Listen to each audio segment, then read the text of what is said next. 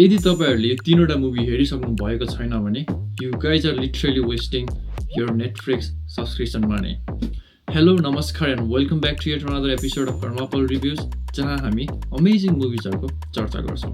So आज चाहिँ हामी Netflix को top 3 movies for the month of May 2025 को बारेमा चर्चा गर्ने छौं. सो ढिला नगरिकन सुरु गरौं आजको टप 3 लिस्ट. सो नम्बर 3 मा रहेको छ The Wild Robot.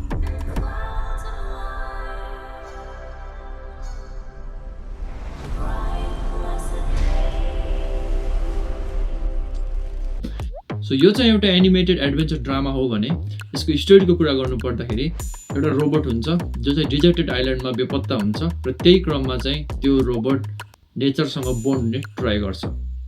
एउटा रोबोट नेचरसँग कनेक्ट भएको कुरा सुन्दा अचम्म लाग्न सक्छ, तर यो फिल्म भने यस्तै सिनहरुले भरिएको छ. सो यसको मेन स्टोरी लाइनको कुरा गर्नु पर्दाखेरि चाहिँ the robot becomes an unexpected mother for a baby goes र यो फिल्मले हामीलाई एउटा मेसिनको इमोसनल बोन्डिङ विथ नेचर देखाउन खोजेको छ. एनिमेसन स्टनिङ छ and story touches the theme of parenting, identity and survival. I would say the movie is perfect for kids and adults both.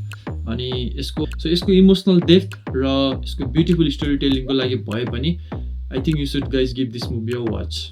So moving on, number 2 मा रहेको छ Fear Street Prom Queen.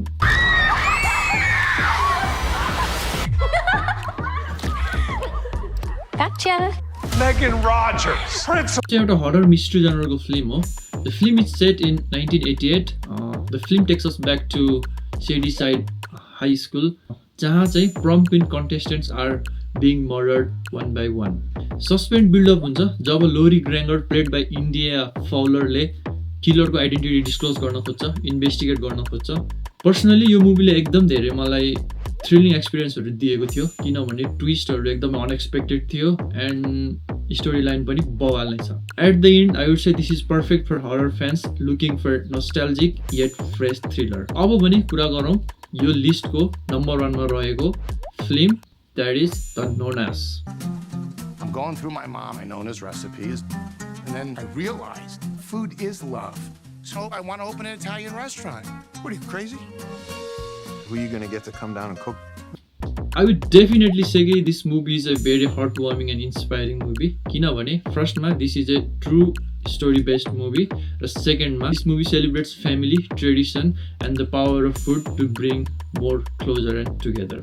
So फिल्मको स्टोरीको कुरा गर्नु पर्दा एउटा Brooklyn रेस्टोरेटर हुन्छ जसले चाहिँ ग्रान्डमदर्सहरुलाई हायर गर्छ र ट्रेडिसनल रेसिपी बनाउनको लागि. सो यो मुभीले लाइफमा सिम्पल मोमेन्ट्सहरुले पनि एकदम डीपली इम्प्याक्ट पार्न सक्छ भनेर देखाउन खोजेको छ. यो चाहिँ एउटा feel good टाइपको मुभी हो जसले तपाईको मुटु न्यानो बनाउनेछ. And as I said before, it is based on true story. So it's a perfect binge for delightful watch that contains humor and good food. You will miss your home, family, and तपाईको घरमा पाकेको खाना when you see this film.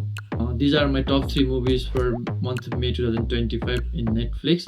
So यदि तपाईहरुले यो फिल्महरु सबै हेरिसक्नु भएको छ भने what are your thoughts? Comment them on the comment box down below. र यदि तपाईले हेरिसक्नु भएको छैन भने these films are available on Netflix. तपाईले हेरेर प्रतिक्रिया दिन सक्नुहुन्छ. सो तपाईहरुलाई चाहिँ मैले गरेको काम थोरै अथवा धेरै थोरै राम्रो लाग्छ भने सब्स्क्राइब गरेर सपोर्ट गरिदिनु होला. सो यति भन्दै अर्को हप्ता फेरि अर्को एउटा मुभी लिएर आउने बाचा गर्दै अहिलेलाई भने बिदा हुन्छु. Take care, stay safe and stay inspired.